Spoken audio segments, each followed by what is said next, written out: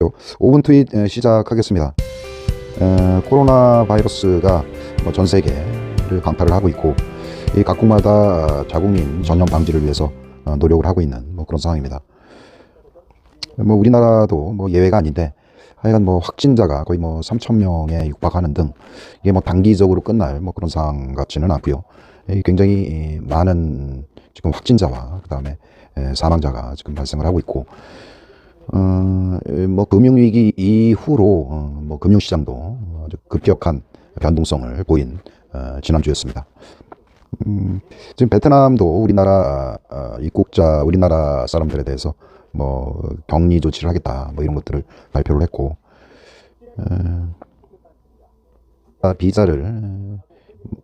비자 발급을 중단을 할 것이다라는 그런 이야기가 있습니다. 존 쿠퍼라는 사람인데, 이게 이제 현재 그 다우나 미국 증시에 있어서 이러한 하락은 2008년 금융위기와 같은 그런 금융시장에 충격을 주고 있다, 이런 이야기입니다.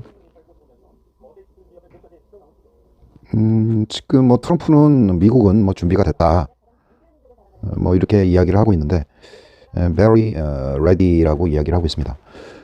일부 시각에서는 너무 상황을 긍정적으로 보는 게 아니냐, 이런 이야기도 있고, 지금 주요 도시에서 어떤 감염원이 확인되지 않는 그런 유증상자도 발견이 됐고, 이게 이렇게 낙관론을 펼치다가 증시가 펼치다가 어떤 대유행처럼 미국 전 도시에 확산이 되면 어떡할 것이냐 하는 그런 의견도 있습니다.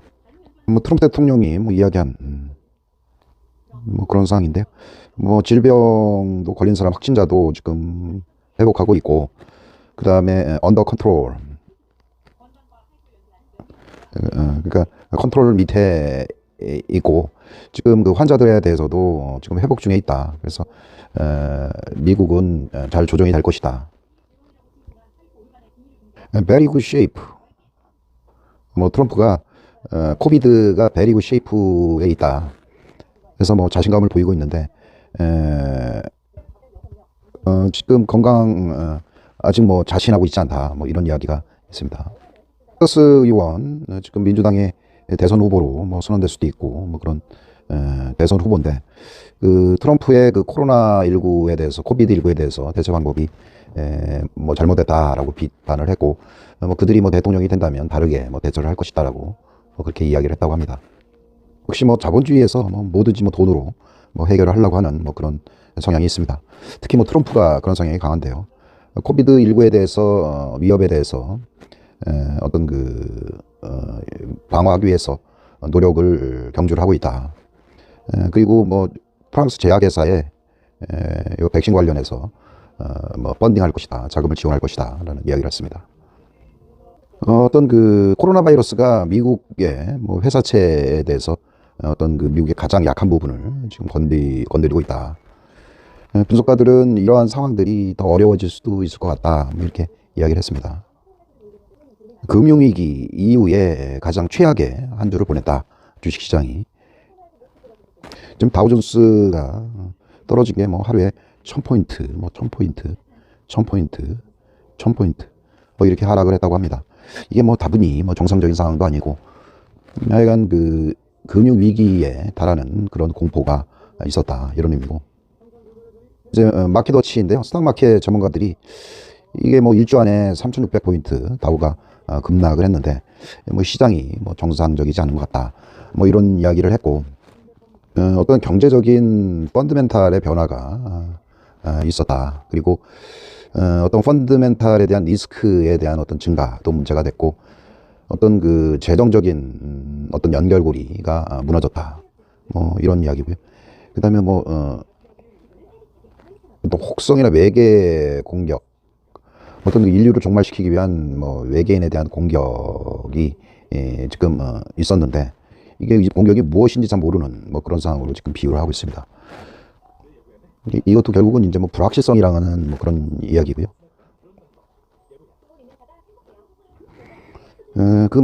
무슨 내용이냐면 2008년 이후에 최대 하락을 가졌었다. 그리고 이게 이제 그 주된 요인이 이 서프라이즈 샤크, 그러니까 공급 쪽, 수요와 공급 쪽에서 뭐 지금 뭐 수요 쪽에서도 문제가 일어나지만 뭐 연결고리 차단을 위해서 지금 뭐 쇼핑도 직접 가서 하지 않는 그런 현상들.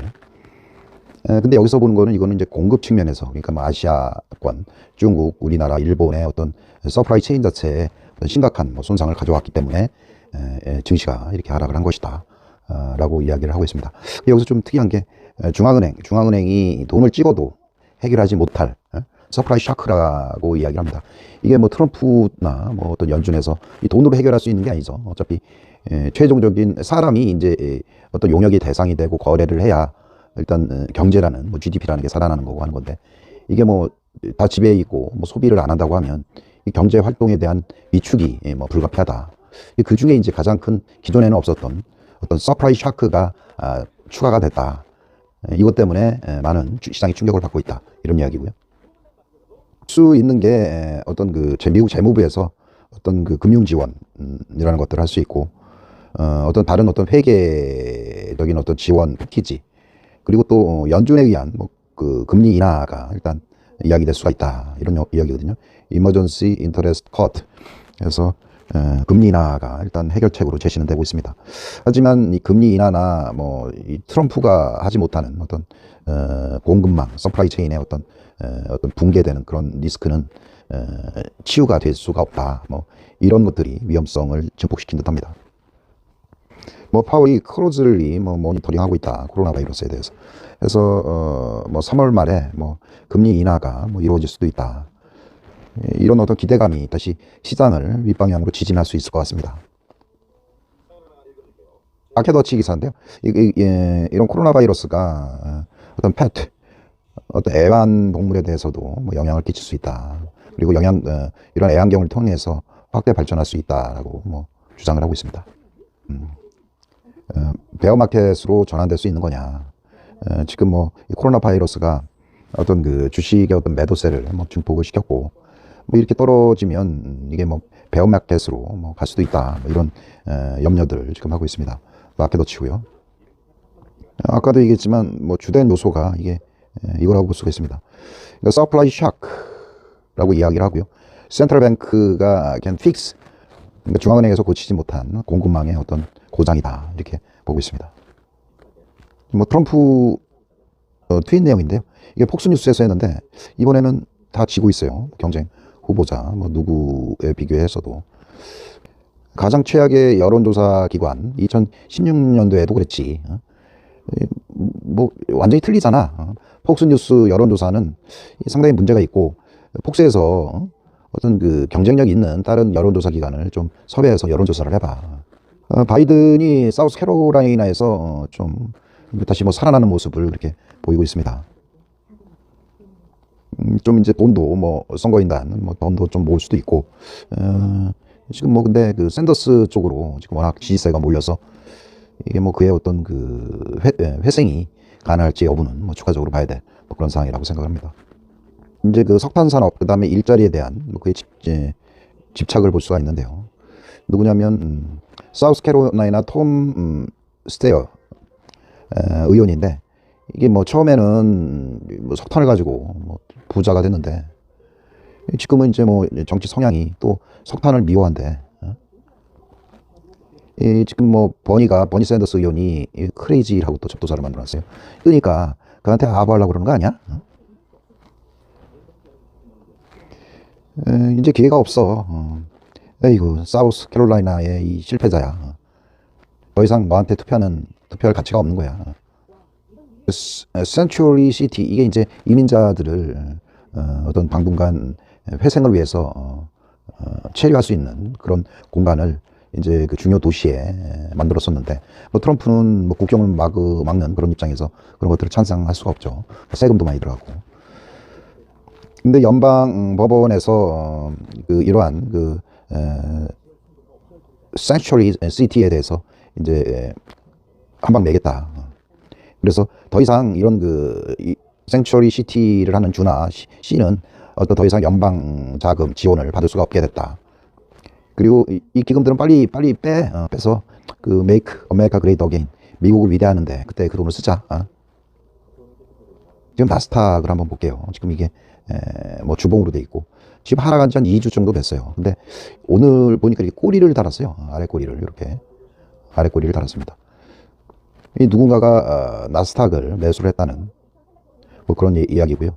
지금 이렇게 보면 주봉으로 쭉 이어보면 이게 전고점이었어요. 이때 돌파가 시도가 됐고 이 선을 돌파를 하면서 이게 이제 두꺼운 지지대가 됐어요. 그래서 오늘 새벽에 급락을 했지만 나스닥 기준으로 해서 8,300, 8,200에서 어떤 저가에 매수하는 이 지지대에 매수하는 그런 세력이 등장을 했습니다.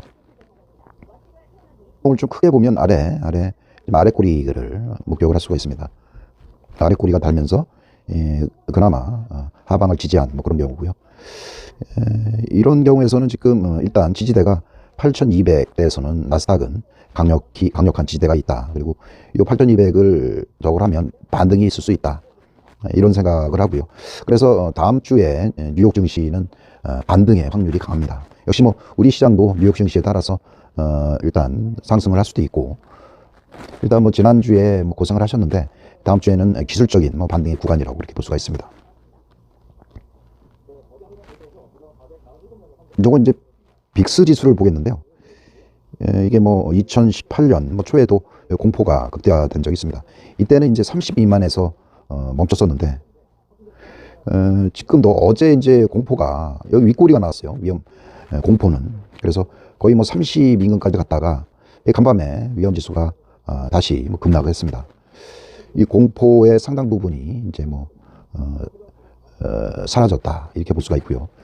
그 다음에 이게 이제 전에 이제 공포는 이렇게 윗꼬리를 단 이후에 이렇게 하락을 했거든요. 그래서 이번에도 공포가 뭐 사라지는 그런 구조로 하락을 할 수 있는지 뭐 그것도 관심사고요.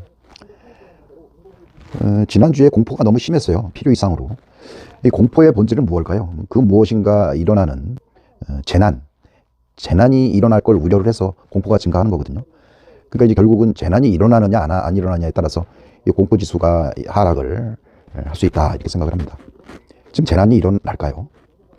일부는 재난이라고 하면 어떤 많은 사람들이 뭐 죽거나 사망하고 뭐 이런 것들을 재난이라고 이야기를 하는데 이거는 사망률이 의외적으로 적어요. 물론 뭐 확진자가 많이 증가를 하지만 이 공포를 느끼는 본질을 이해하는 그런 과정이 필요하고요. 그 과정에서는 일부 공포가 사라질 수 있다는 뭐 그런 생각을 할 수가 있습니다. 공포를 사라 뭐 그런 의미였는데 지금 보면 수요일날 목요일날 뭐 공포가 급등을 했고 공포 심리가 그 다음에 금요일날 저녁까지 뭐 공포가 급등한 뭐 그런 상황입니다.